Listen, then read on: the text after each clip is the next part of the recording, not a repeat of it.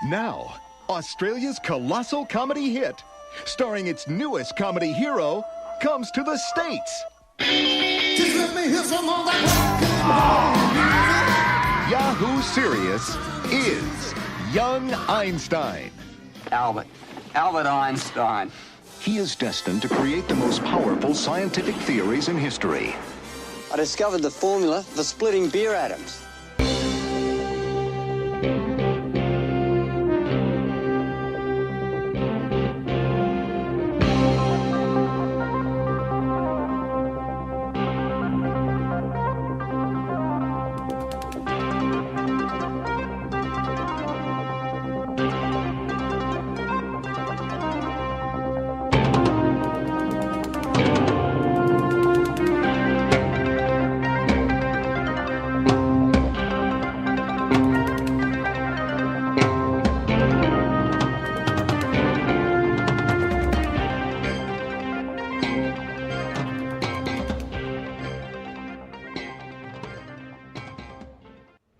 And welcome to another installment of Pod Stallions. We've been away for a while, but we're back.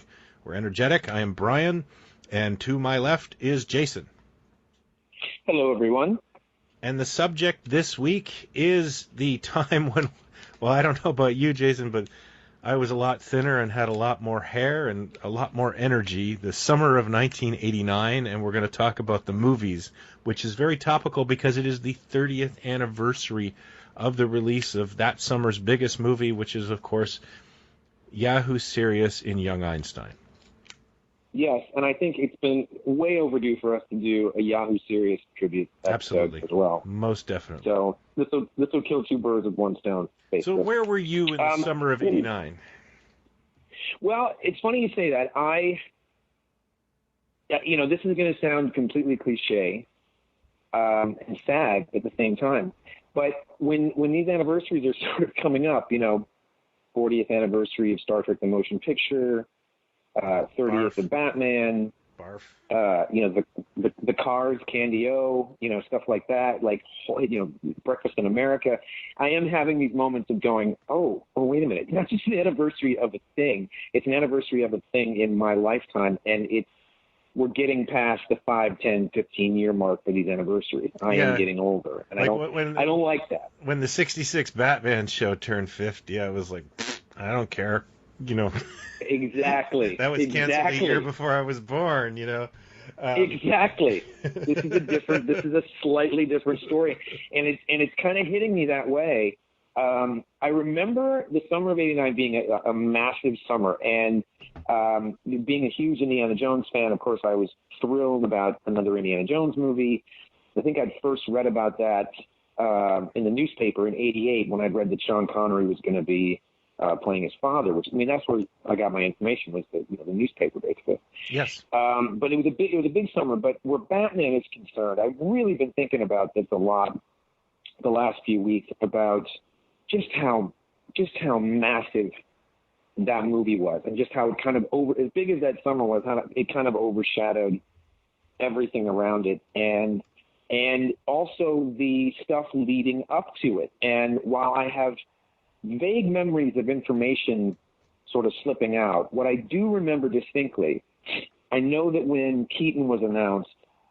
Michael Keaton was announced, there was this huge uproar. I do remember that. I do remember the first time hearing his name. I mean, I knew who Tim Burton was because they'd mentioned Beetlejuice, and I knew Pee-wee's Big Adventure because I had it on video cassette. And I thought, oh, this could be interesting. But when they did mention Keaton's name, and I've loved Keaton since Night Shift, I did have a moment of, oh, what is this thing going to be? Like most people, I think, did. Clean and Sober hadn't come out yet, and yada, yada, yada. Anyway, I remember bits of that. But what I remember the most is that first trailer's hitting. Yeah. And I just posted Deep it the other day. 6. That trailer was such a mind F because it came out of nowhere. I hadn't heard about it. It was just in the theater. I don't remember what I saw that it played in front of. Deep Star 6. Number one, okay, there was something else that because I know I saw it in the theater in front of something, and it blew my head off. I don't think I ever saw Deep Star. Oh, okay. Deep 6, 9. Deep Star 6. Just to give you clarity, or my take on it, our local comic book store, which was behind the movie theater, had a big sign with a picture from Mr. Mom saying, sign this petition to get rid of this guy. We don't want Mr. Batmom. But when that trailer hit, the owner of the store, Ken, who is still a friend, he organized like trips to the movie theater just to see the trailer. Like we were allowed to come in and watch it and then leave. Yeah, people were calling theaters wanting to know when that trailer was going to run. But what I remember about it was the Warner Brothers logo, a bit of music, no voiceover. I'm not sure up to that point if I had seen a trailer that didn't have some kind of voiceover in it. Right. There are huge chunks of it that don't have any music at all. And then when it wraps up, it's just the logo. It's the Bat logo. No, I've never seen a trailer that didn't have the title of the film. The audacity, the brilliance of them saying, we got to get a trailer out here quick because nervousness is building. The studio is worried. We got to put something together, which is exactly what they did to get it out and get people to shut up.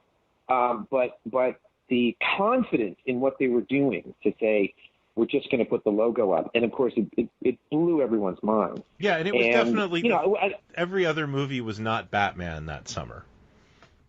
Yes, I mean, this is the trailer. I'm saying just the trailer. And suddenly that's when the groundswell started to happen and people started to realize, oh, this is not what we thought it maybe was going to be. And there's a huge story we could talk about the making of it and the nightmares of putting it together and how horribly it could have gone and, all those things.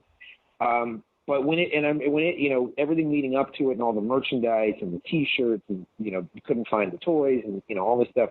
And then it happened and it was that moment of, oh my God, they got it right. People badmouth it and trash it and they hated it from day one. I loved it then. I love it now. I love Keaton. They pulled off the impossible at that time. But it was a big summer. And so what I remember about, you asked me where I was when I was doing, I was 18 or 19, whatever it was. And I used to get Premiere magazine. Do you remember Premiere magazine? I do very much, yeah. It was my Bible. And, in the middle of the magazine, it was a French magazine that they brought to America.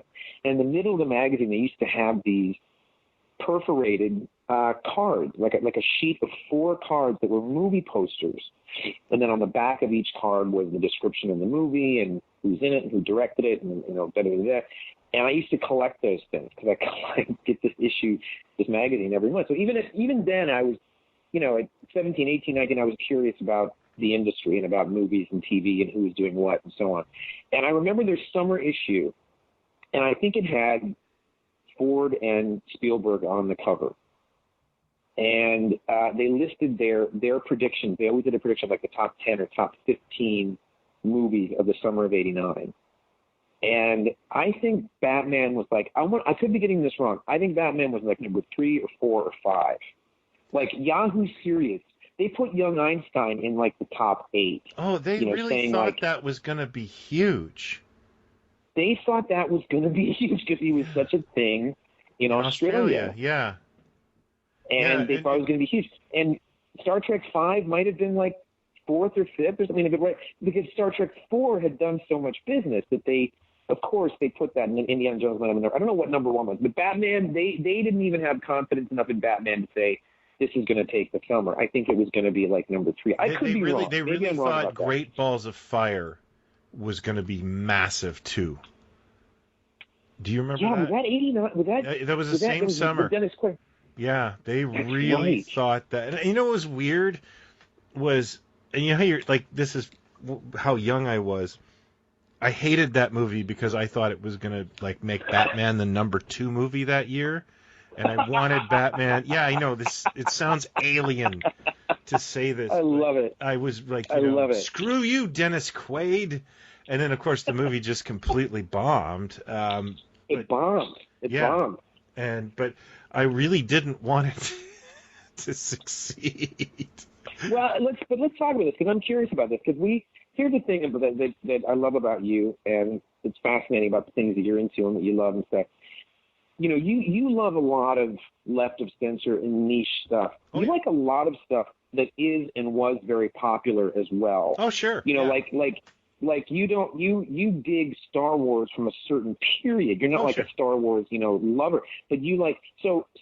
I think sometimes people forget that, like, you're into a lot of, plenty of mainstream stuff that you Oh, dig, and like absolutely. DC Yeah, movies and whatever. I'm not a you're complete hipster. I love, no, lots of stuff, no. But you've always been a little bit more of a DC guy, I think, Yeah, than a Marvel guy. but From I our like, conversations. I like Spider-Man and what- Captain America, and Fantastic Four. That's about it. And then I like. So what was DC. your mindset going into this thing before it came out? When you saw it, like, were you a big fan of the TV series, or did you kind of poo-poo it at that point? Or No, I thought it was fine. I was a big fan at the time, and this is a long time ago. I had a comic book, like I had long boxes of comic books. I was still I was still into comics, and I was very much into toys. I was a huge Mego collector at that time, and yeah, I loved anything. Like, I used to have a library of, like, live-action Spider-Man episodes, Japanese Spider-Man episodes. I was collecting, like, Ultraman and Kamen Rider stuff at this time. I was, I had bootlegs of the Legends of the Superheroes. I loved live-action superhero stuff a lot. Mm-hmm. And so, I'm still a fan of that genre. It's just now, like, we are in an abundance, where I'm actually going. Yeah. I'm not going to go see that in the theater, and there's a little. Well, it was. There's a little part of me that goes like, what? But it's just, I never envisioned this timeline. No, exactly. This was. I mean, that's why I got so high off of Endgame, Infinity War and Endgame, because even though it's going to be on DVD in a few months, and even though the internet, there are so few things that are event movies these days. But like you say, there's plenty of stuff. Like, if I hadn't seen Captain Marvel at the theater, I'd see it soon enough, and I missed it, like, the two Ant-Mans or whatever. But Batman, this was when going to see a movie opening night. I mean, this is I'm talking Minnesota, St. Paul, Minnesota kind of thing. I felt like I was going to a Beverly Hills premiere if I went to, like, theater opening night. Like, here we are on the red carpet. I mean, that was Oshawa Center is where I was, and I bought the Prince soundtrack that night on tape. And yeah, it was a big deal. Oh, wow. Well, that's great. And I ran into Ken, who ran Ken's Comics, and he says, I've already seen it at the premiere, and he then spoiled it for me, which was odd, but okay. And then, he spoiled it for you? Yeah, he's like, I didn't really like them having the Joker kill Bruce Wayne's parents, and I'm like, hey, What's funny is there's a famous, people probably know this, but there's a famous clip of Keaton, who I will never stop just loving, Michael Keaton. One of the funniest humans alive. But he's been on Letterman 100 times, but he's on Letterman the night or two nights before the movie premieres. And he lets it slip. And Letterman kind of goads and then he's like, yeah, but he's the guy. He's like, yeah, well, Batman doesn't know that he killed his parents, the Joker, but he finds out that, and then he stops himself and he's like, oh, I think I might have just spoiled the movie for a lot of people. Like, he gives the ending away, two nights before. Do you remember the Pat Sajak show? The talk show? The yeah, talk show. I remember he had one. He used to have a writer on that would come out dressed as Robin, because around that time I think they had killed Robin off that year. And he would just have Robin on doing sketches, and it was like Robin had been dumped and he's trying to restart his career. It was actually, I remember watching some of those, and they were really funny. Like, he's I saw Bat Dance. I have my own video, and they show this video, and it's called Batman Sucks. He's just dancing around to the 66 Batman theme. Yeah, I don't know if I remember that the Pat Sajak show was remotely that hip or with it. It really wasn't. They were doing anything like that. Pat Sajak couldn't ever seem to not smirk. But yeah, that was a little bit he was doing where he'd have Robin on, and it was clearly just one of their writers dressed as Robin. He was a 40-year-old guy, but it was really funny, and it just showed you how much Batman was like that was in the public eye. There was a lot of it was everyone was talking about Batman, and that was such a weird time to be alive because, let's face it, like, you saw, Even on my honeymoon, this is going back to the late 90s. I remember I went out to dinner with my wife at a restaurant, and I was wearing a Green Lantern T-shirt. You know, before Big Bang Theory ruined DC comic shirts for me. Also romantic. Yeah, very romantic. Yeah, oh yeah. And we're eating dinner, and the waiter comes up to me and goes, "I got to show you this." And he pulls up his sleeve, and he's got a Superman tattoo. And it's like, Ooh. you know, we were in a little club, you know, him and I, at that moment. Mm-hmm. You know, like he was very proud Mm-hmm. of comic books, and he saw a guy with a DC T-shirt and said, "That guy gets it." And that Right. we were kind of obscure, and that was like 10 years after Batman. So like in the late 80s, to see people wearing Batman T-shirts and hats and that sort of thing, it was exciting. It was really interesting.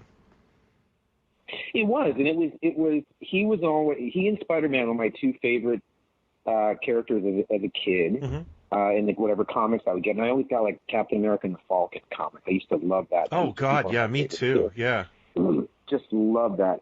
But it was kind of a big deal, and it was right around the turn too, where I sort of, you know, like The Living Daylights had come out in '87, and it kind of, you know, I'd always loved Bonds throughout my life, but all of a sudden here I am, you know, a teenager now, and it's back to basics Bond, and I thought, oh my gosh, now I can really get into this, because this is not the campy stuff. This is really something. And I had just, by '89, I had just started to discover, you know, that Star Wars, the Power of the Force figures existed, the '84 line with like the Carbonite Han and stuff like that. You know, different shops were starting to kind of pop up, and the collecting thing started to kind of happen too, because, oh, here comes another Indiana Jones movie. And I started to collect the Kenner stuff, and you could get a loose Marion figure for, you know, $15 back then or something, and that was a lot of money to spend. So all of that was sort of happening at the same time, and then all of a sudden, you know, Batman. And I remember a lot of people talk about this and say that it was a flyer that was handed out at the theater. I remember the catalog coming to me fully formed Warner somehow. Brothers catalog. I don't remember how, and I had somewhere. I still have that original catalog somewhere. That original first Warner Brothers catalog from '89 that had Keaton on, had all these characters, had Bugs Bunny and whoever else, and then Keaton on the cover. And you open those first couple of pages, and there was this Batman merchandise. Yeah. You know, the Toy Biz Batcave and the figures and the Batmobile. Those Kent Which Melton looked way better than whatever. the actual physical Toy Biz. Well, and again, that's what's fascinating too, is you realize that they didn't know what was coming. Yeah. Like Toy Biz that just did not know stuff wasn't ready in time, and none of the stores and it sold out. I worked with a guy who actually helped set up that deal. This happened. Oh, the Toy Biz Batman movie deal? Yeah, because he told me that actually he got the license from Warner Brothers. He got it through Warner Brothers Canada, and he had said, you know, nobody wants this license. And the company he was working for was called Sharon, and somehow Sharon and Toy Biz kind of formed. He tried to explain it to me. I haven't spoken to him in a long time. I should probably. But yeah, he said yeah, and the reason I know he's not full of crap is that the reason I know him is because Warner Brothers called me once and said, we got this guy who wants to work on a promotion. Do you want to get involved? And they told me, you know, yeah, he's been working with us for years.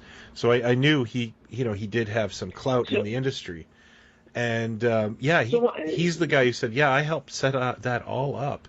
And So my question was always, because I know that Toy Biz had, I could be wrong about this, and someone I'm sure will correct me, but Toy Biz was doing DC figures, I want to say right before the Batman toys hit. Nope. They had, no, they did not. Nope. So the separate DC license they had, where they made a Two-Face. All came around like the end of the summer. Toy Biz, so Kenner had the DC thing for Superpowers. Yeah.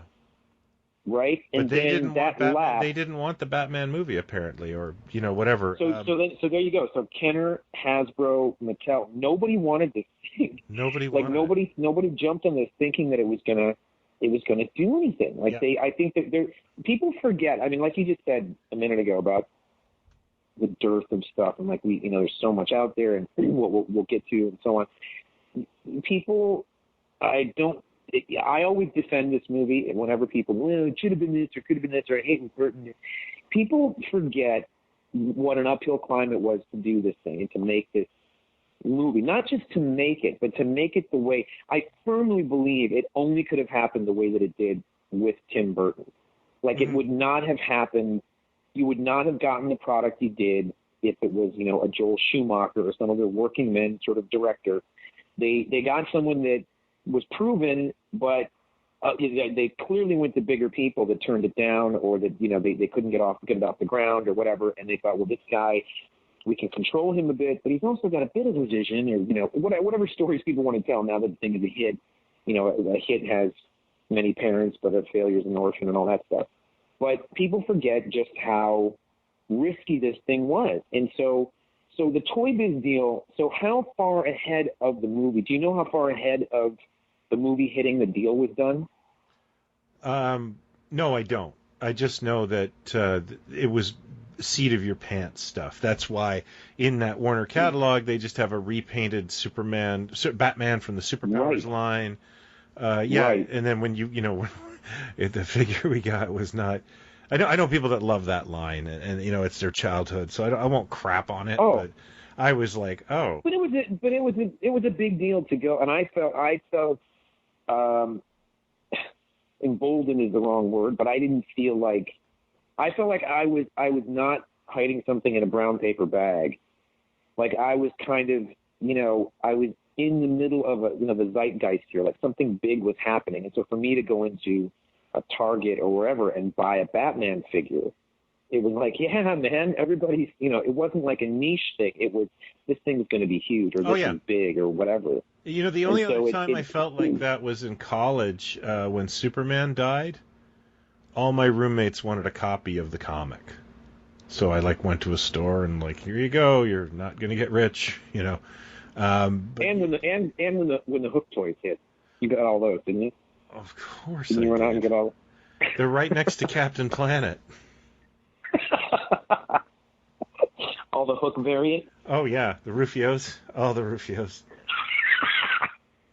No, but it was a big deal, but it did feel also like there was kind of a turn where suddenly, even at that young age, I could step back and look at the summer that was coming and go, this is huge.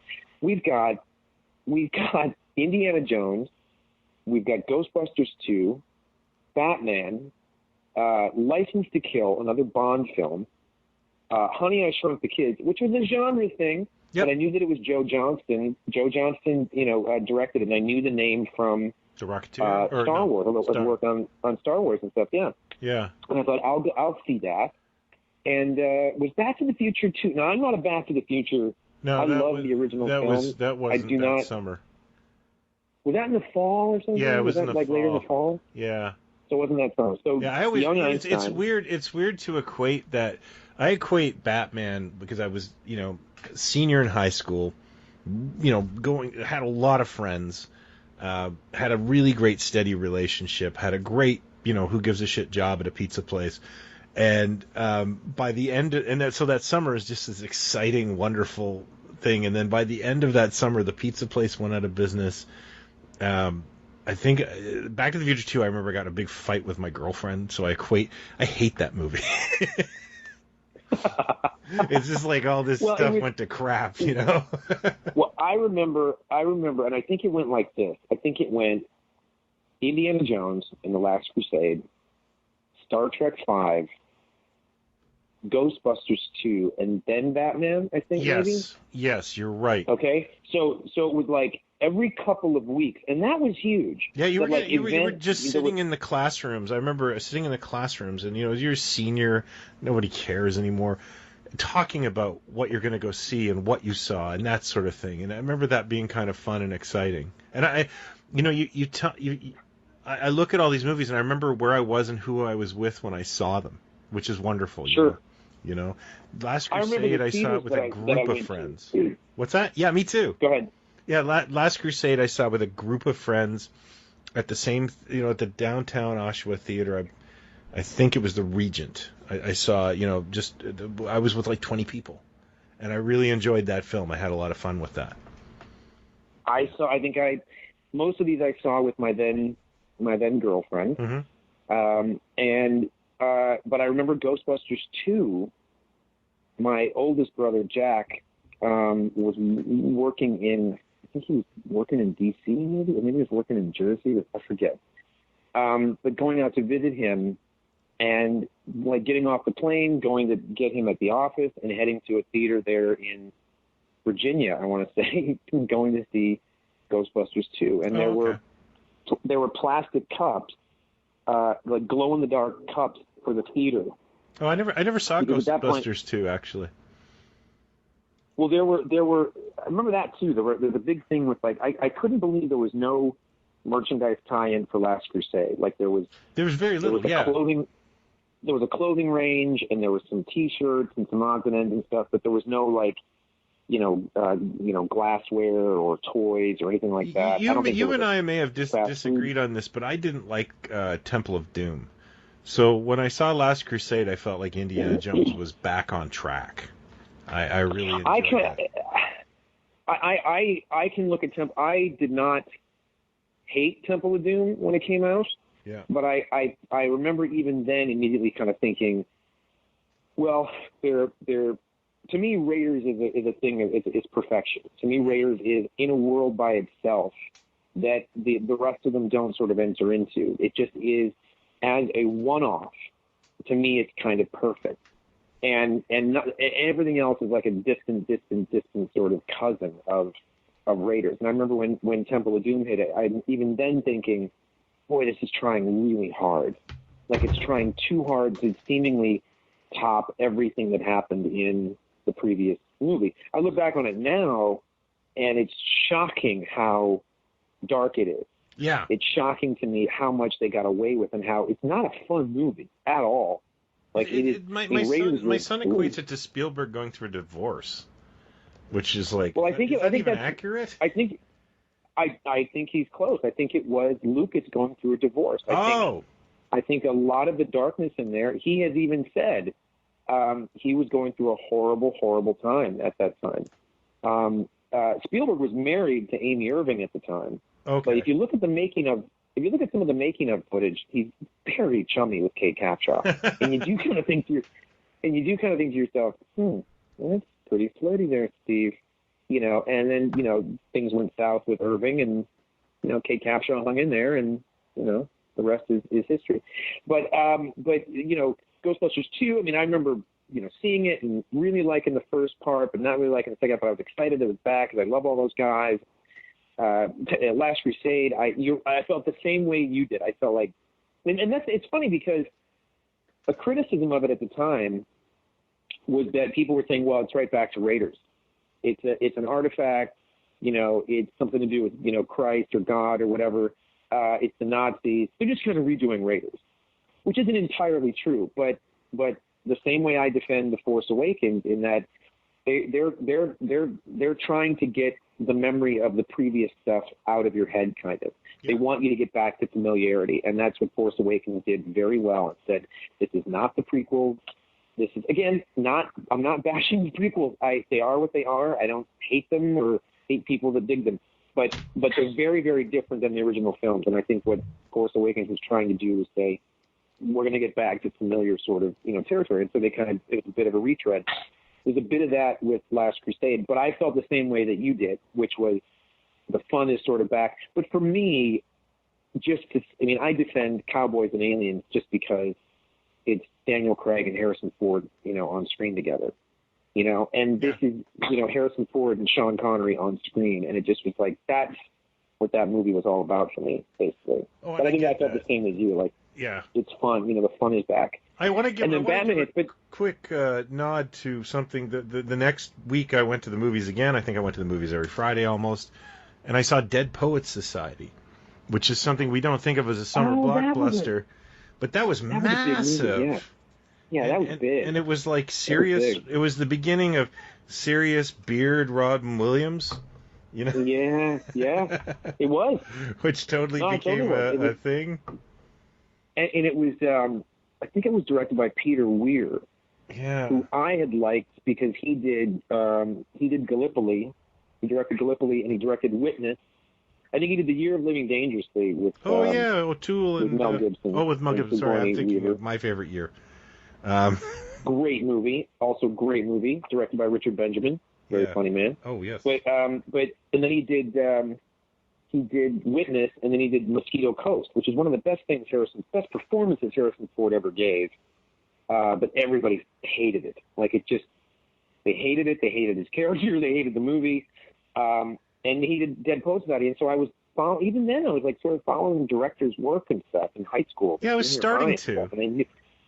I knew who he was, but I don't think I saw that movie in the theater. Oh, I did. I saw it with a bunch of girls, so that may have been the mitigating factor. Oh, well, hey, that would have been... Yeah. Had I had girls to go with, then I definitely would have seen it. But we should talk about, before we'll talk more about Batman and the anniversary, and this is also Batman's 80th birthday and the movie. It's the 30th anniversary of the movie, and that was a 50th anniversary when it hit, and that was a big deal. Yeah, that was part massive. Of all the logos and stuff. We should take a moment. I know we've mentioned it in the past, but we should take a moment and acknowledge that we also just passed up the 30th anniversary of Star Trek V. Yes. The Shatner Project. Is that the subtitle? A movie that I actually like. Shatner's turn. I've joked about this before, and I've joked about this privately, but I saw that movie when I was on a real upswing with my girlfriend, and I remember like people were like, "What'd you think of it?" I was like, "That was the greatest movie I ever saw." Which was probably more influenced on what happened before and after the film than the film itself. I was just in a very good mood. I was tremendously happy, and I mean, and now I remember in college it came on TV once, and I was like, "Is this the same movie?" Yeah. It's memory will do that to you. Yeah. Oh, the memory will cheat, and especially the circumstances you were in. I have a fondness for it, and I won't apologize for it. It's it's clearly half a movie. Like there's a lot going on there, and yes, Shatner was trying to follow the whimsy that was Star Trek IV. Star Trek IV had a lot of comedy in it, but it's a weird script. And it does. Well, what's funny about it? Here's what's weird about it, and you will appreciate this because of your affection for Star Trek: The Motion Picture. Yeah. What's weird about it now, looking back on it and looking through the making ofs and the books, and Shatner had an on-set diary book that came out, which is fantastic. If you ever want a nice how will I find reading, a copy for less than? Find Shatner's Making of Star Trek V book. It is incredible. Yes, it's all of the things that you said. I think it's really unfair. Again, I want to stress just how exciting it was and how excited I was to suddenly in one summer have all these things that I loved so much. And by the way, even I wasn't a huge Lethal Weapon fan, but I liked Lethal Weapon. So even the fact that was the other big movie, the other Lethal Weapon movie. Like it was suddenly action and comic books and Indiana Jones and Star Trek and Ghostbusters and all this stuff and Bond all in one summer 30 years ago. It was like, holy shit. Yeah. So like you, I had a lot of excitement going into Star Trek V. Yeah. And for me it had been, I didn't hate the first one. I loved and obsessed with the second one. Really liked the third one, and loved the fourth one. I don't know why people badmouth the third one either. There's great stuff in the Lethal third Weapon one. Series. I'm not that big. I'm not that big. No. Star Trek. Oh, Star Trek. Didn't liked the motion picture. Didn't dislike the motion picture. Loved Star Trek 2. Really liked the third one. I don't know why people bag on it, and the fourth one was great. So you're going into Star Trek 5 going, what's the worst that can happen? I mean, come on. Like, it's all, it's this cast you're familiar with and so on. What's the most morbidly fascinating to me about it is when you read about or hear about the making of leading up to the motion picture, and people forget, it wasn't like people woke up in the end of 1978 and said, let's make a Star Trek movie. I mean, it went on for years, development. Is it going to be a TV thing? Is it going to be a movie? Everybody knows the story. One of the scripts that Roddenberry, I think the first one that he sort of put out there and said, this is going to be the movie or the new pilot or whatever it was that one about God, the God dilemma, the God problem. He always wanted to push that one, yeah. And it's mental. If you know anything about this script, it is batshit bonkers. And it might be the one, there's one of the versions of one of these things has Shatner having a fist fight on the bridge with Jesus. Or I'm not shitting you, or an entity that I don't want to see William Shatner fight Jesus now. You know what? I still think, even though it's Jesus, I still think Shatner could take him. Even now, I think Shatner could take him. But I'm saying, jury's out on that one for me. I don't know if it's like an entity is putting on Jesus' persona or whatever it is. But there's a fist fight on the bridge, or one of them, like Shatner goes back in time and doesn't like JFK. It's like someone's trying to stop the assassination, but Shatner thinks JFK is a big head and a braggart and stuff. Some just weird shit. But the God thing was the one that was most prominent. And every time somebody got down the road with it, they'd say, this is just too crazy. Yeah. Or like you can't go looking, saying God doesn't exist or whatever the hell he wanted to do. Well, what's the thing that they latch onto from Star Trek development from years earlier to make the new one? The God thing. God, yeah. I don't know what was so fascinating about that Shatner was like, this is where I want to go with this. And let's. Oh, and by the way, I love horses, so we better get some horses. Oh yeah, some horses, and let's have Uhura embarrass herself a lot. And let's talk about the incredible merchandise. Like Galoob had the Star Trek: The Next Generation license, and they also had Star Trek V. So they just showered us with stuff.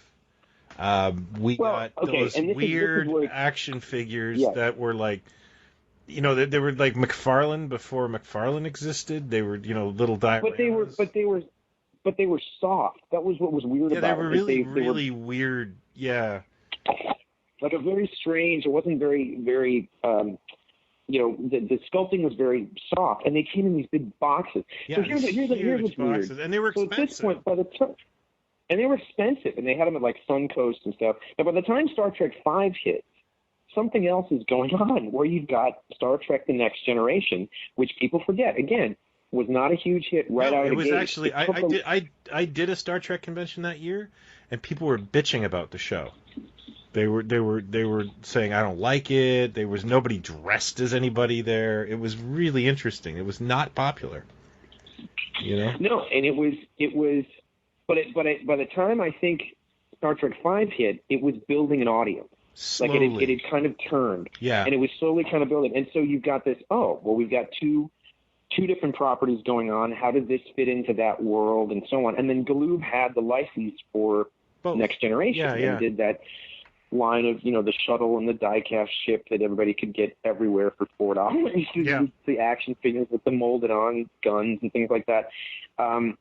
And then Galoob somehow, well, we've still got the license for Star Trek. Let's make something for this Star Trek V. And I feel like they didn't know what to do. As we discussed this once on one of the episodes about Star Trek, about the Ertl figures and the the Mego, the Ertl, whatever. It just never felt like anybody really knew what to, other than the original Megos. People didn't know what to do. I think with the this thing property. The thing with Star Trek is. The Mego era is when kids played with it, and that's about it. Everything else seemed to just sell to adult collectors after that. I don't think a kid has played Star Trek in a large, like, en masse since we were kids. I don't think it's translated. The Next Generation was definitely targeted as adults. The action figures were popular with adult collectors. It's just an adult thing now. Whereas And so I think that that's what it was. Was you had the adult thing kind of starting to poke through, and Galoob must have thought, well, no one's going to want action figures per se, so let's make these things, whatever the hell those things were supposed to be.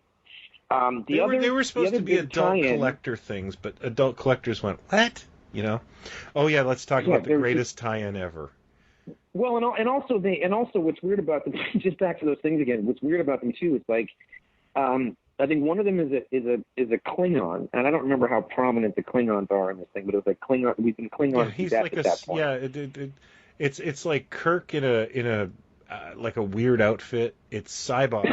Kirk in a turtleneck. Yeah, Kirk in a British turtleneck. Officer's sweater. Yeah. And then yeah, Well, that's the other thing. and Cybok, you always want to make the character no one's heard of because we all bought so much Lieutenant Ilea stuff. And then Right. they make the Klingon guy, which is probably a safe bet. And then Spock and Cybok, the Leo Biscaglia of the Star Trek universe. Cybok.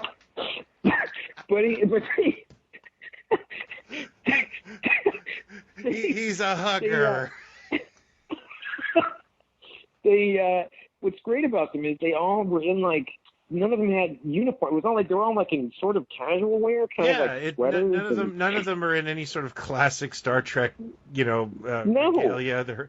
Spock's in like a jumpsuit, and it's just that I remember. Like I had a friend who ran a Star Trek store at that time, and he was the guy who had all the Migos from the Migo find, the warehouse find in Toronto, and he would run TV commercials.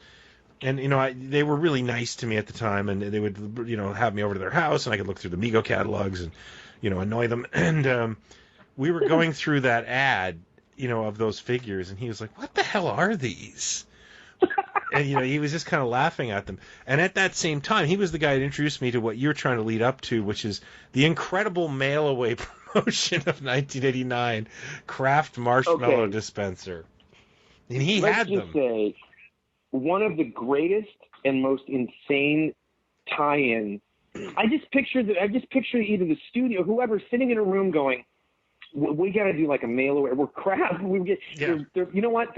They got a prominent scene in the film with marshmallows. Yes. Oh shit! Get on the phone with Kraft. We got to do a tie. We got to do packaging and a tie-in. And Kraft made a mail away plastic. Because Spock wears it in the film. Because Spock uses it in the film, and because what everybody's been missing in their lives is an easier way to hand marshmallows off to people than just having them reach into a bag. What ticks me off is Dr. McCoy made beans in that film, and there was no tie-in with Libby's. There was no tie-in with beans. There should have been. I mean, that's the other thing too. Like all of a sudden, you had fart jokes. You had, Kirk tells a fart joke they clearly were hyper aware that the Star Trek 4 was massive all over the world. It was huge in parts of the world that had never didn't know what Star Trek was. In China or somewhere, I think it was China, they had never had a Star Trek film, so they edited together previously on Star Trek movies, they had done like a prologue before the opening credits of Star Trek 5 to tell you how they got or Star Trek 4 to tell you how they got to where they are. And then it ends up being this huge thing. And I think it was called The Voyage Home. Yeah. And then Star Trek in parentheses or something. So clearly, Paramount and whoever, Shatner, whatever, was thinking, we gotta get some comedy in here. But there's good stuff in that movie. Yes. I have to keep saying it, but there is good stuff in that movie. I keep saying this, the scene with Bones and his father. Yes. The memory of Bones, that may be the single best thing that DeForest Kelley ever did. He is fantastic in that. Wait, I saw Room Nimoy's great 222 with him in it, and he was devastatingly good. Well, what was the one about the Night of the Lepus? The rabbit? He was good in that one, too. But in Room 222, he had a big cookie duster. It was incredible. He was very good in that one. But and then Kirk, the two bits I remember is him saying, we want to look through your pain too. And he's like, no, I need my pain. Yeah, none of your business, and I need it. It's not a complete train wreck. It's actually got some noble background and then some terrible special effects, but terrible. Yeah. I remember the shuttle. I remember the shuttle coming into the Enterprise. Yeah. And hitting that wall, and even in the theater going, ooh, that looks like balsa wood. Like, who put that? Who did that? It was ruined. There was a guy in my grade. I was in OACs at the time. You didn't have. I don't think you had those, but it was this like preparation for university that we had. And a guy in my OAC history is like, watch the scene where Kirk falls off the mountain and Spock's picking him up. The science of it doesn't work. He would have pile drived Kirk into the ground, and then it was like stupid me. I watched the movie and I'm like, shit, he's right. And then that bothered me after that. And the rock, like even the wall that Shatner's on. Yeah, it looks like a community theater put together a polystyrene wall and put him on it. They clearly ran out of money, or Shatner was he was over his head or whatever it was. But it's not I'd still watch it before the Insurrection or any of those. To be honest with you, any Star Trek movie with the original cast is like pizza. Sometimes it's not the best pizza, but it's still pizza. Like you'll still eat the damn I'd thing. agree with that. Yeah, and I'd agree with that. And I think we were aware that we were seeing something that we knew that these weren't gonna go on forever. Yeah. Oh yeah. Well, Star Trek 5 ended, and you went, yeah. Yeah, and that's I mean, well, we're both there. They were pushing 60 at that time, which seemed like a million years for me at the time. But. Well, here's the thing. I hadn't gone to when I was young. When I was a kid, I'd gone to some of the Doctor Who conventions that finally hit the Twin Cities. Hadn't been to a sci-fi type convention in a long time, and there was one in town, and it was the Saturday after Star Trek 5 hit. Yeah. And it was Shatner and Nimoy on stage together. No shit. Wow. And a friend of mine and I went to the movie the night before, and then we went to the convention the next day, and they ran a bunch of clips with the two of them, and then the last shot was the Harlan Ellison one that he hated, where they jumped through that round thing. Yeah. And when that clip ended, they came on stage and they walked through they had that round thing on stage, and they walked through it with smoke and everything, and then they sort of did some banter back and forth and tried to ignore questions and stuff, so that's what I think of when I think of Star Trek 5. Yeah, I have fond memories of the film, and I think it was pretty great, and that was the last film, I think. No, well, there was Ghostbusters 2. I didn't see that, but then there was the last film before, and then I saw Batman. And, I'm just looking through the list. Like, I didn't see Honey, I Shrunk the Kids in the theater, but it's a quality film. I didn't see Do the Right Thing in the theater, but I rented it, and I enjoyed it. That was that summer, too. Yeah. I saw that in the theater. Yeah. Because I had seen She's Gotta Have It at the Uptown Theater in Minneapolis when I was 16. Yeah. And I knew his stuff. And I knew him School too. Days and then Do the Right Thing. And I remember that movie just knocking me out. I rented it thinking it was a comedy. I remember thinking, this is going to be fun. And then, my friends and I sat in silence after that movie. But it challenged me, and I haven't. I honestly don't think he's ever topped it. I think he's done great stuff since, but that movie is just. It's a really good movie. Holy shit! I enjoyed the hell out of it, and at the time I was, I was kind of getting into hip hop, which was weird for a suburban, suburban kid, but so it kind of all worked for me, and I enjoyed that film, but I didn't see it in the theater. I didn't see Great Balls of Fire in the theater because I hated it, as I've already mentioned. Karate Kid Part 3, I passed on that one too. I didn't even know that came out that summer. I remember that came out. I did not see that. I don't think I saw the second one even. So then The Weekend at Bernie's came out. I can't believe that classic came out that summer. I think I rented that sucker too. Lethal Weapon 2, I did not see in the theater. I don't know about you, if you were a fan of the franchise. But I saw that in the theater. I wasn't like a huge fan, but at that point, Mel Gibson was kind of like, I thought he was, I loved the road. I mean, I was still hanging on to The Road Warrior and Year of Living Dangerously and, the serious stuff that he did, and liked him well enough because of the Australian stuff that he did. But then, I think I kind of I don't think I ever saw another one in the theater after that. Yeah. Basically. And then except for Bird on a Wire, saw that 6 times. During this time, I'm kidding. I went. Oh, sorry. I remember the Bird on the Wire trailer got a lot of laughs, but I've never seen the film. Oh. During that time, and yet no merchandise. Yeah, no action figures. During that time in July, a movie came out in Toronto, and I had to take. My girlfriend did not want to go with me. No one wanted to go with me, and I had to take a subway and a bus to see Return of Swamp Thing in the theater. I had read. Wow! I had read the novelization, and Peter David wrote the novelization, who later on wrote Hulk and. No kidding! And it was really good. Like, it was a fantastic novelization, and I was like, I got to see this movie. So I get to the mall where it's playing in one of those mall plexes. And like it's taken me an hour and a half to get there, and I walk into the theater and I look at the poster, and the poster looks a little jokey.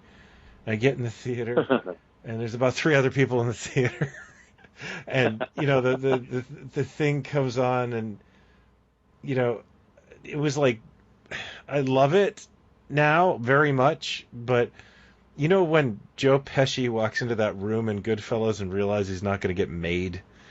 And he goes, "Oh no!"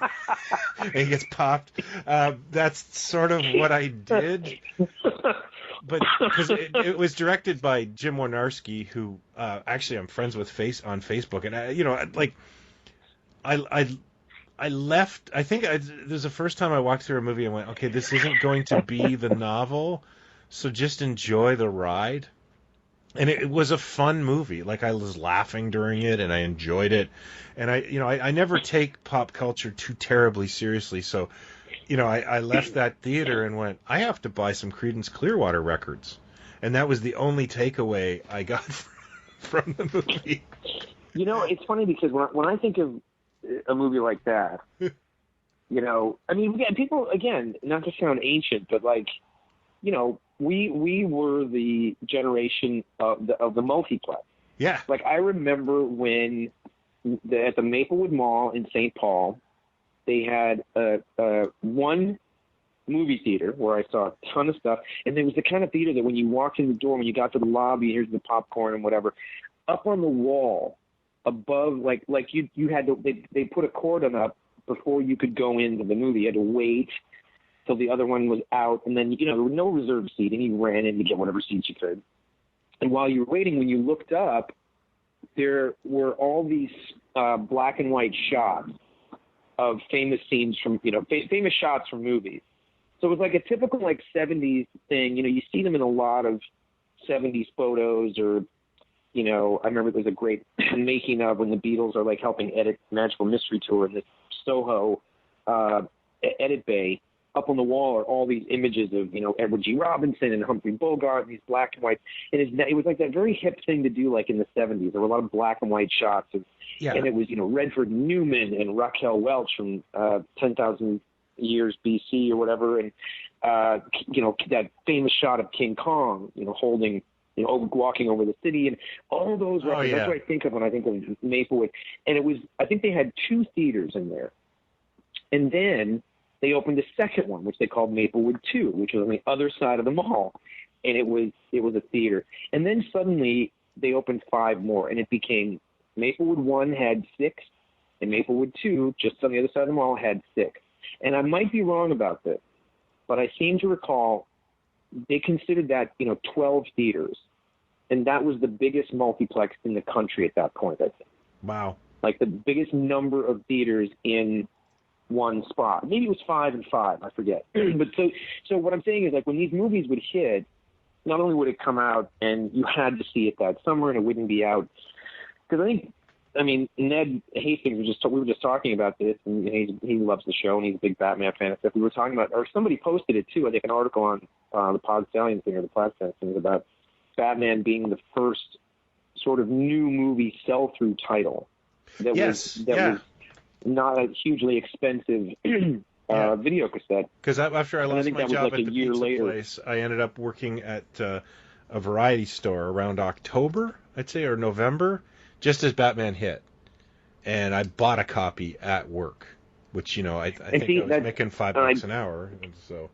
And this is what I remember too about that is it was also that first time where the videotapes were kind of everywhere. Yes. Like if a hardware store wanted to buy copies of Batman to sell them because it was so big, it would be on an end cap at a hardware store. Like video cassettes were kind of everywhere. This felt through stuff. So you had to see the movie in the theater, and but when I think of something like Return of the Swamp Thing, and I picture looking at the newspaper for the movie listing and these big full page ad for Indiana Jones and a half page for Ghostbusters and There was always that one movie that I kind of wanted to see that was at one theater, not one of the multiplexes, just one theater, the Grand View on Grand Avenue for a limited engagement.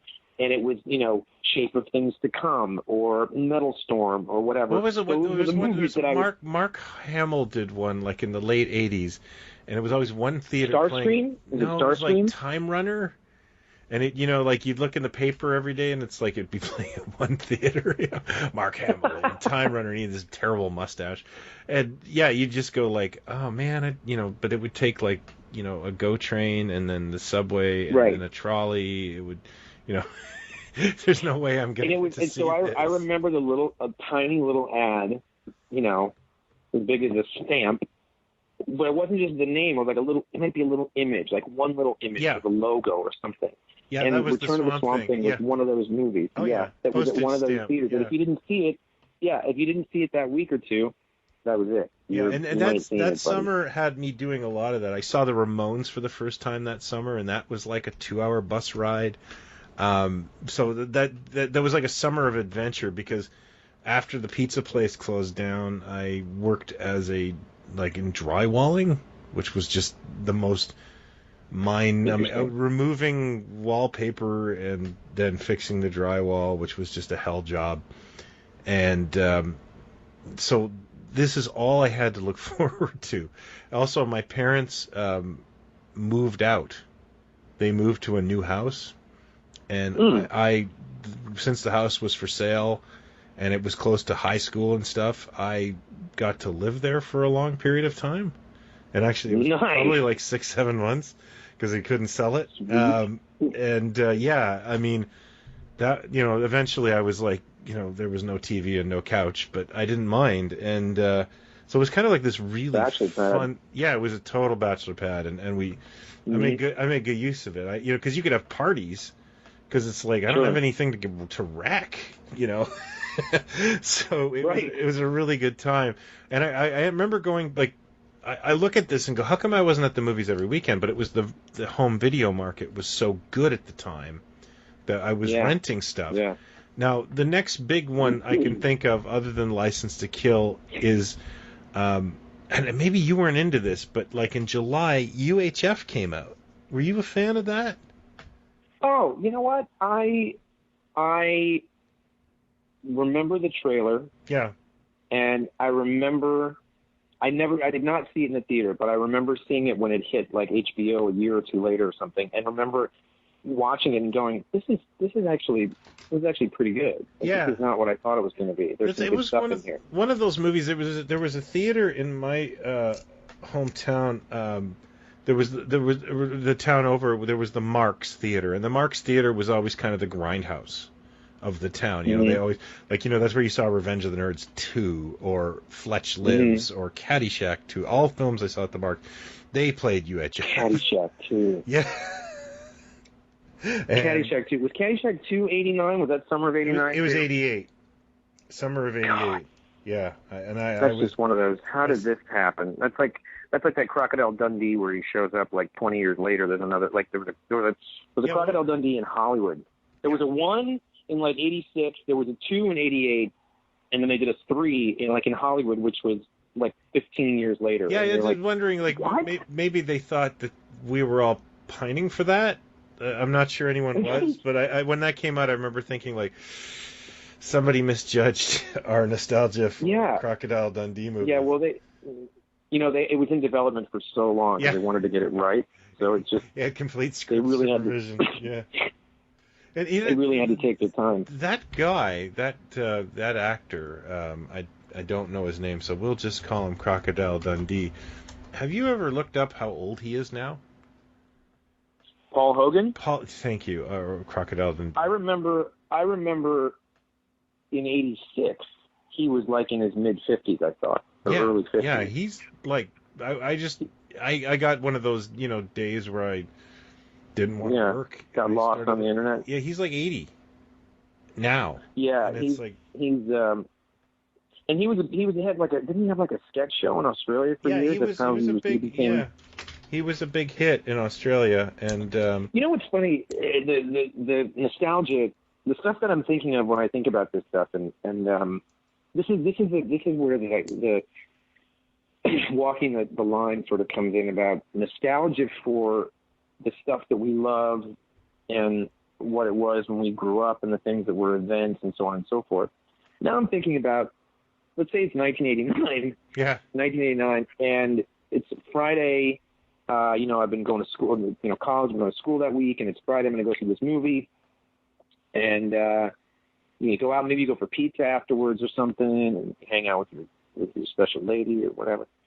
And then I start thinking, like, what did I do the rest of that weekend? Yeah. Because truthfully, there was no internet.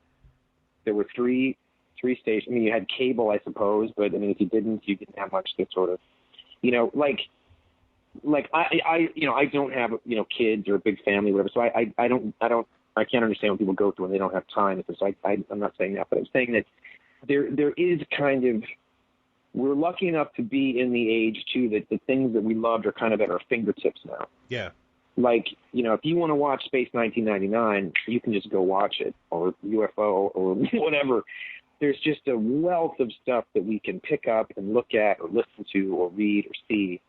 I'm not saying we were miserable and we weren't happy at the time or anything, but it's interesting thinking about that summer and because you go Lethal Weapon, as movies. I'm saying as big event things. Lethal Weapon, Batman, License to Kill, Ghostbusters 2, maybe Honey, I Shrunk the Kids, or Star Trek 5, whatever. There's like maybe 5 or 6 big movies, and then once you get past that, they get smaller and smaller and smaller and smaller. Yeah. And but now it's like every week there's another massive thing that's hitting. Yeah. Which is great. There's much more to choose from. I do miss. It made me kind of lonely small when you said movies that about like the UHF, and I remember Jason Takes Manhattan was a big deal to us. Even though it really wasn't a very good film, it looked great. There was just these little films that showed up, and it's funny. We've joked about this at the start, but when you got that Warner Brothers brochure for the Batman, they promoted other Warner Brothers releases in it, like Lethal Weapon 2. There was Lethal Weapon 2 merchandise, if I recall. There was like, the Boom toilet. There was Beetlejuice. They had Beetlejuice pins and a T-shirt, I think. They had all this promotion for Young Einstein. They thought that Young Einstein was going to be the big hit of the summer because it was a hit in Australia. And I think it debuted in August, and it just went absolutely nowhere. No one cared. And, it was funny because it was, they really thought Yahoo Serious was going to be the next Paul Hogan, to put that. Yeah. And nobody cared. And I think I saw another Yahoo Serious movie where he played Ned Kelly that came up on cable in the 90s. And I remember going, oh, yeah, that guy. That guy was supposed to be huge. I saw another one too. Maybe it was Ned Kelly. Maybe it was some other genius or something. But he and then, of course, I eventually saw Young Einstein which is years not later good. On cable or something. I sat through like 30 minutes, and it's just god-awful. Yeah, But yeah, he's got a very... They thought it was going to be huge. He had a very absurd sense of humor, and it just didn't resonate. I find that really funny, like the stuff that they thought was going to be a lock that wasn't, And one of the things I wanted to talk about before we wrap up is... do you remember the magazine I think Topps put out for Batman that summer? Yeah, I remember there was a magazine that Topps put out. Yeah. There was a hardcover book that was just called the Batman Batman book or Batman the movie book that was hardcover that I picked up, and I think there was the comics adaptation that all hit around the same time. I had that too. So that Topps and I got the trading cards too. I would buy the trading cards and the Ghostbusters 2 trading cards. And for the first time since I was a kid, I was trying to collect the entire set of cards. I remember, for some reason. I think it was one morning in the summer when my parents said that we were moving, I was in a bad mood, and I thought, I'm really not reading these comic books, and I had complete runs of, like McFarlane's run on Spider-Man and that sort of thing, and I walked it down to the local comic book store, and the guy just, he couldn't keep that stuff in stock, and he bought it all. And I remember thinking, I made some money, and then I saw the box of Batman trading cards and, pissed away half the money on those, which was just, I remember sitting there doing, going through them going, what did I just do? Oh, yeah. And there was, do you remember what they did was maybe I'm wrong about this. They put out individual packs, then they put out the box that had the gold foil sealed sticker on it that had 10 extra cards that you couldn't get in the individual pack. Oh, I don't remember that. Or something. Yeah.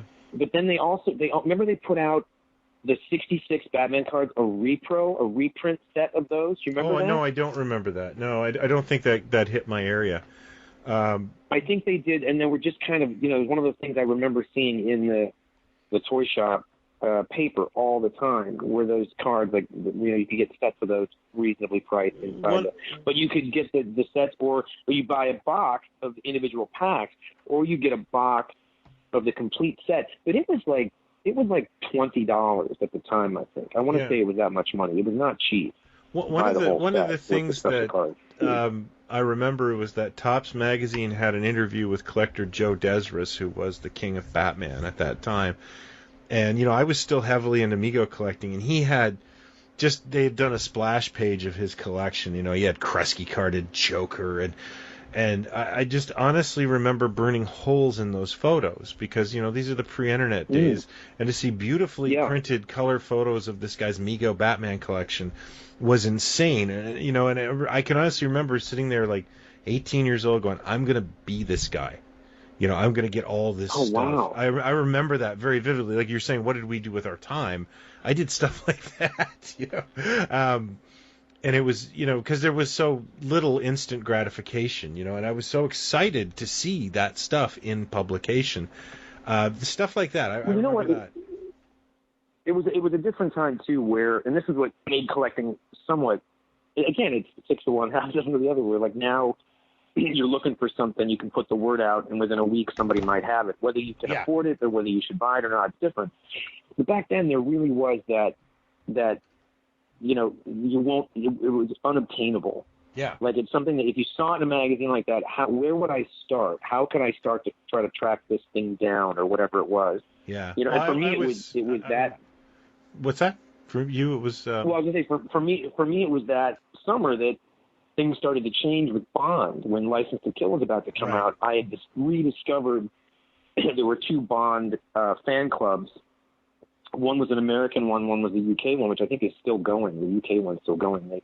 They would put out this glossy, very expensive club to be in, but they put out a glossy color, mostly color magazine for Bond and stuff. But there was also this, again, pre-internet, there was this magazine called the James Bond Collectors Club. And I have all of my issues still. And it was, when it would show up from England, and it was only published twice a year, I think. And you open this thing up, there were things in there that were it took me years to even see a photo on the internet of. One issue I remember somebody was like, wow, look what someone just discovered. Did you know that for The Spy Who Loved Me, Edai Grip in Japan made a Lotus Esprit where the wheels fold in and the thing comes out, and there were photos of it in this thing that were it was like the Shroud of Turin. You'd look at the oh yeah, my God, and there wouldn't be enough. Ever find there this wouldn't thing? be enough information for you. It'd just be a photo and a passing. You'd be like, no, I need more. I can honestly remember and like that. you say, that when you say burn holes in the burning holes in the, I wrote just looking at them over like that. It's a Small World catalog. We keep talking about it, and I found that, by the way. I found it. I know where I put it. I found it, but That was another one where I could not look at that thing enough. That was like porn. Toy porn. Yeah, toy porn. Oh, it was absolute toy porn. And then, there was one of the Bond magazines that had a James Bond attaché made by Tomy in Japan. And it had this beautiful shot of Connery inside of it. From an early publicity shot of Connery from Russia with Love. So this thing must have been made in the late 60s. I eventually found one. Not that I was looking every day or every month, but I eventually found one a couple of years ago that was missing a couple of pieces, but it's still a very, very rare thing. But I'm saying the first time I ever saw it was summer of '89 in one of those magazines. Yeah.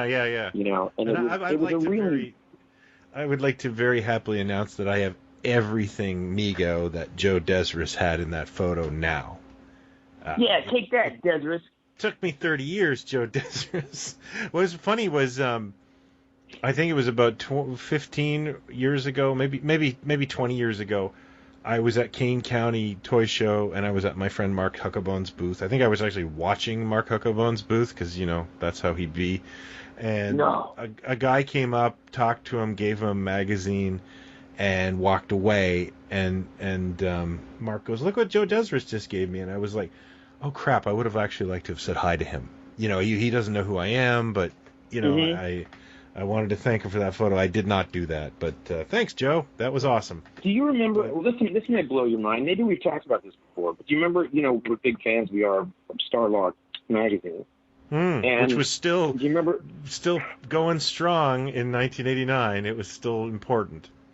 Oh yeah, and they. Do you remember those toy books that they put out, or those? Oh yeah. One-off. What's his name did? Yeah. That was what's his name? Skywalker. Yes. Obi-Wan Ranch guy. Obi-Wan. Sorry, I'm butchering this. I just can't remember his name. Steve Sansweet. Thank you. Yes. Just Club Obi-Wan is fine. People will know who you're talking about. Guy with a beard. The guy with the beard. He's got everything. Yeah, he's got all the dolls. And wants more. He wrote that. I found many years later. I discovered. One of the other things I could honestly remember that summer, and it's I don't want to sound like we're just two old guys, but no. I hope you're going to say Ecto Wine Cooler, the Ecto Cooler that High Seas put out. Get that was delicious. You didn't get Ecto Cooler? No. I didn't go for the Ghostbusters that summer. That summer, I ordered blindly out of Toy Shop magazine, and the night of my prom, so while I'm putting on my tux, I get a box, and it's got... I can't tell you how romantic I think you are now with the honeymoon, night of the prom. What did you order? I ordered the Daypole Doctor Who figures. Now, I had not been a fan of Doctor Who for years because I did not really care for the Colin Baker era. But I got kind of roped back into the... Yes, I'm sorry. I got kind of roped back into the McCoy years. I kind of liked McCoy. But when I saw action figures for sale, I bought every single one. And I can honestly remember... I honestly remember I was putting on my tux. I opened the box. I put them all across my bed. And I just went, man, this is a really cool time. Doctor Who action figures. I even bought a Bonnie Langford action figure, You turned around, and there was your date. You went, Tina, what are you doing here? She was actually a Doctor Who fan. I'm kidding. She was a Doctor Who fan. I'm kidding. I actually brought her to a Star Trek convention that summer, and she stayed with me. Bless her heart. Because she just wanted to see it, And you got Kirk and Spock. I got Mark Leonard. And... I brought Mark Leonard two things. I brought him a carded Romulan and a carded Urko, and he hated it. He was... Sorry, you go ahead. No, but I remember that story about him being a D-bag. Yeah. But he was mad about royalties, but yeah.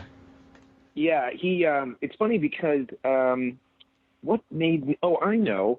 I went to the Star Trek Summit a few weeks back, which is like CBS, Did you get some important work done? Yes, I did. I helped generate peace between the Kardashians and gentlemen. We have a lot of Star Trekking to do tonight. Yeah, between the Jawas and that's Star Wars. Oh, sorry. The Hobbits. The Hobbits and the Jawas.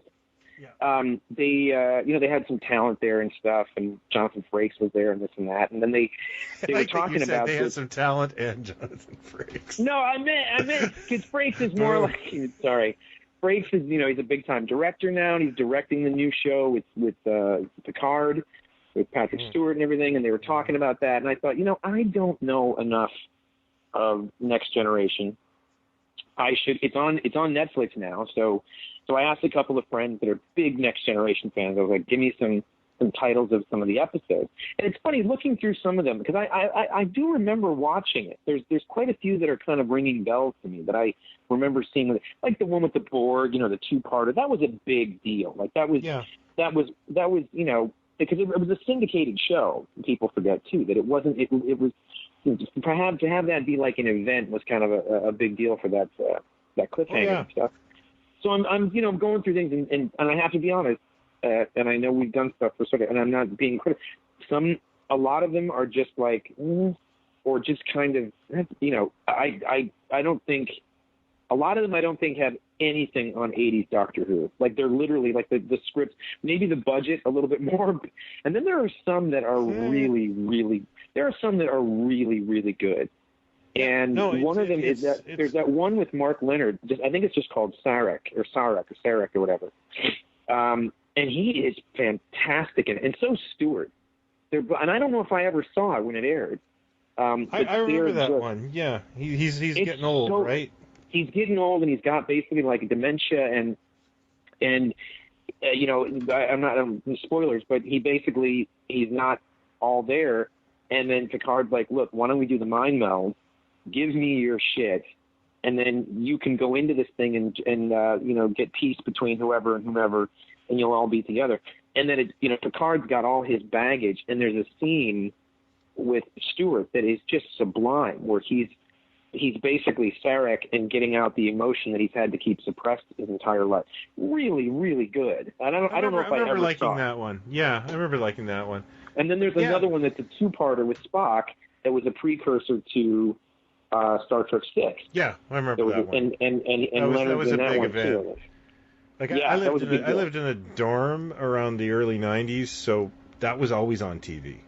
It was always in the background. So, like even though I wasn't a huge fan of it, I saw them all, man. Well, can you explain? Speaking of Frakes, why does he walk like his shoulders are off kilter? He would walk, and it was like his shoulders were like at an angle. I don't know, but he's got an expression on his face like he just had a massage. He does. He does. A really good meal.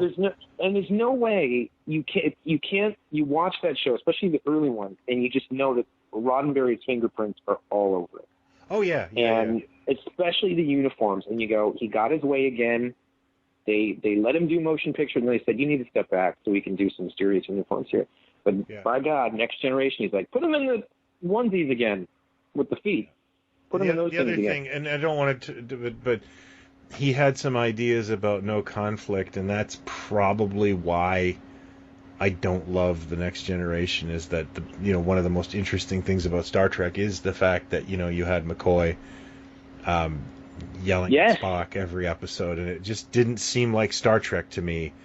I agree. I totally agree. There's a great article that I read about that Borg episode, which was, I think, just like a week ago or something, like the 25th or 28th anniversary of those episodes or something.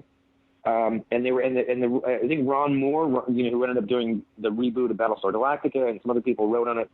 And the episode after Picard, the two-parter, Picard goes off for some R&R because he's like got PTSD from the experience, and he's with his brother, and there's conflict and stuff.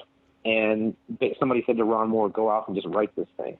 And apparently Roddenberry got a hold of it and said, "No, it's not going to work." But something about there's too much conflict, and we're past that.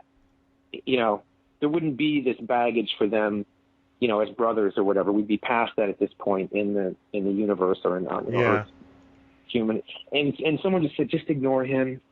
and then they went ahead and made it, and it became this, critically acclaimed. It's a good episode. Yeah, it's one I actually genuinely like, even though really nothing really happens. It's the one that it's just him and the brother, right? And they're arguing, and it's great.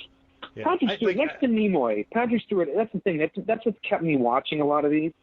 Patrick frickin' Stewart. He is, whatever he's given to say, he is just 1,000%. Well, what's funny about him is that my friend and I were having a conversation on the drive to Mego Meet, and we started talking about that Saturday Night Live he did, where he's the guy who runs the erotic cake shop, but every cake has people going to the bathroom on it. And that was the first time you realized, holy shit, it's like Leslie Nielsen. The first time you realized, he can be really, really funny. Yeah, and totally. that was unfortunately, I think it's been run into the ground with him, but he was, that was shocking of how funny he was. And that's what got me keen about watching some of these was the new show. There's a new, CBS All Access type thing. It's called Picard, I think. And I thought, well, I should get some background before I get ready for this and see what he does. But yeah, I understand. But it's weird that we're nostalgic for that, eh? That's anything else? Weird. Summer of '89? Any other movie? The only one I would wrap up with is The Abyss, which was supposed to be the big sci-fi blockbuster. I remember liking it, not loving it. That was my takeaway. I remember going that was okay, because it was there was Deep Star 6, and there was another underwater movie, and then The Abyss. And Leviathan? Was it Leviathan? Leviathan, yeah. And classic Peter they were Weller. all kind of lumped in the same vein, but they were all completely different. Deep Star 6 was garbage. Leviathan was interesting, kind of failed, and then I think Cameron's work works, but it just isn't my favorite movie. My wife loves The Abyss. I remember seeing it opening night. Again, that's another one that I saw opening night, and because we were so high off of Alien. Yeah. What is this guy going to do next? That's what I thought it was going to be. And thinking it was really good.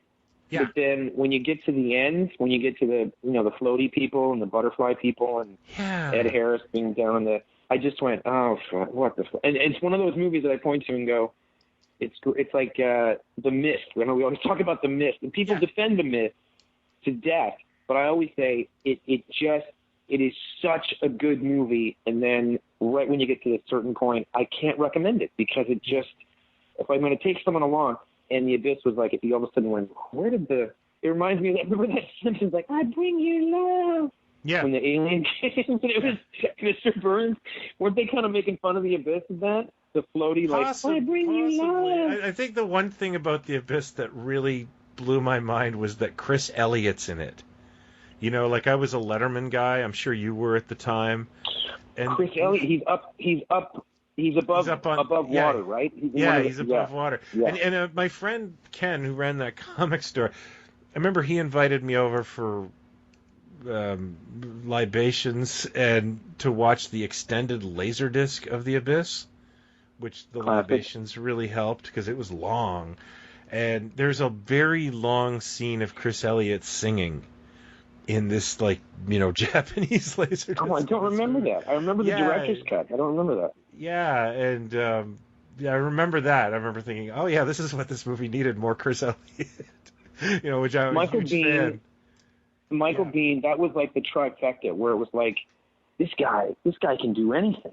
That was the one you just go, Terminator, Aliens, The Abyss, now he's playing kind of a bad guy. This guy, what can't this guy do? Yeah. And then we found out because I don't know if he ever was in a major motion picture after that. Maybe I'm wrong. Yeah, that is a weird. You're absolutely right. He just kind of disappeared. He was the shit, and he came into Aliens. I don't know if a lot of people know this. I just sound like Michael Caine there. Not a lot of people know this, but James Remar had the part of Corporal Hicks. That's right. Aliens. Yeah, from Warriors. And I think they shot for a week or two. And the only thing I've ever found out about it, because I think Michael Biehn has never said anything negative about Remar, but Remar himself has said, I had a pretty bad drug problem. And he got busted or something, or there was some issue. But they basically called Michael Biehn. They were like, can you do this? We need you to be on a plane, on Monday or something. And it was like he was just dropped into the whole scene, a week or two in it. So I thought this guy was the real deal. Like, he's going to, me too. He's going to be huge. And then I don't know what happened. That summer also had a movie called Eddie and the Cruisers 2, Eddie Lives. And it had Michael Perry. Which answered all the questions from the... It bombed. It super bombed. But Michael Perry was another guy that I thought was going to go real far in the 1980s. It's funny you mentioned him, because I watched something a couple weeks ago. There's a guy out there. Did you see the movie Bone Tomahawk? No. Okay, it's I would recommend it because it's a trip. It's a Western. Kurt Russell, Patrick Wilson, a bunch of faces are in it. It's a Western. It's a posse getting together trying to find this woman who's been kidnapped by these really freaky, this freaky tribe that does freaky stuff. And then about halfway through, it takes a turn that's just holy. It's borderline exploitation, but it's very good. But the guy that did it has since done two other movies, and he's got a really interesting voice. I think he's kind of a conservative. There's something about him that's very right wing that kind of makes me nervous, and we'll get to that some other time. But anyway, I read that he had done this Puppet Master movie. He wrote this Puppet Master script, which was $4 you can rent it kind of thing. And I think I saw the first Puppet Master, and I thought, well, if this guy wrote it, maybe Thomas Lennon is in it. How bad could it be? It's horrific. It is one of the worst things. It's brand new, and it's one of those things you just go, I don't know where they got the money for this. I don't know how this happened. The whole thing looks like a rehearsal. It's god awful. But all of a sudden, Michael Pare shows up in it. Yeah. And I got to say, he looks amazing. By the way, he's also in Bone Tomahawk. Holy shit. Well, there you go. There's the connection with Michael Pare. He looks fantastic. You can't believe that it's been that long since Eddie and the Cruisers. I saw him and I'm like, man, what's he doing? Right. He looks great. I haven't seen him in anything. Late 50s. Yeah. He looks good, man. He looks really good. Because he was in Greatest American Hero. He was the tough kid that he wanted to punch. with Faye Grant, who was like Julian V like the next year, but she was playing a high schooler. We were just watching Greatest American Hero not long ago because it's on Prime, and wow, she's really leather Tuscaderoing it quite a bit. Yes, she does. She does the kind of Brooklyn. You're like, aren't you guys in California? Why are you talking like that? California, why do you all talk like that? Yeah. Yeah. Well, you guys are in Sherman Oaks. Why are you talking like this in Brooklyn? Yeah. Isn't she married to Stephen Collins? No, she's not married to Stephen Collins. She is married to Stephen Collins. I don't think anymore. I think she's... okay. I think she was. Probably not anymore. Not anymore. Right. But see, it always comes back to Star Trek: The Motion Picture. It does. It does. Buy it on Blu-ray. I think she... we're going to have to do an anniversary episode in December. HD copy. Actually, I was looking for it. I was at Giant Tiger yesterday, and I was digging through, and I found a whole bunch of Godzilla movies on Blu-ray, and Star Trek 4 fell out of the box, and I was like, if the motion picture's here and it's $6, I'm going to buy it. I know I'm going to buy it. Without going into detail, motion picture is not the one you want to get in HD. That's all I'm going to say. Nope, it is not. Stephen Collins, motion picture. Well, I like to put a Post-it note on the screen. It's a black bar across the bottom of the screen. It just says no. Letterbox to letterbox.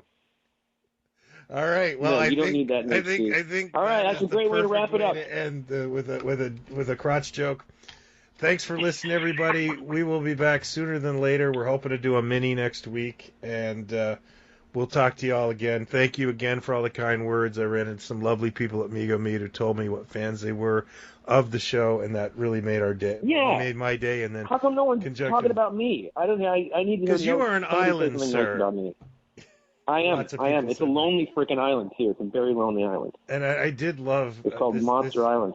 I got this sent to me, and I'll end the show with this. Is a guy I appeared on a video on YouTube, which I'm not a front of the camera guy, and I got a text or through Facebook, a guy I'm pumping gas. This is like 7 in the morning, and I get this thing that says, I always thought you'd look more like Dom DeLuise. And that's exciting. I don't know how to take that. I just, thanks. Wow. You know? Listen, he's beloved. He's a legend. He was Captain Chaos. I mean, there are worse things to have been thought to look like. I just got to go get one of those hats. That's a very, very, very funny thing to say to someone. Oh, I mean, thought it was, I don't know if I he's was being, laughing. it's hilarious though. I always thought you'd look more like Dom DeLuise. I don't get it, but it's very funny. Yeah, that, but what was really funny is I got in go. the car and I had told my daughter, and she just and then I had to explain to her who Dom DeLuise was, which wasn't as fun as I had hoped. I haven't completely made her socially awkward. The kids today, they don't appreciate Dom DeLuise like they used to. No, they're all about Peter DeLuise now.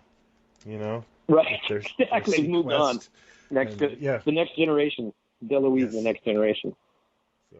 All right, thanks everybody. Stuff. Thanks everybody. Happy anniversary. Talk to you soon. And stop. Magical. Good.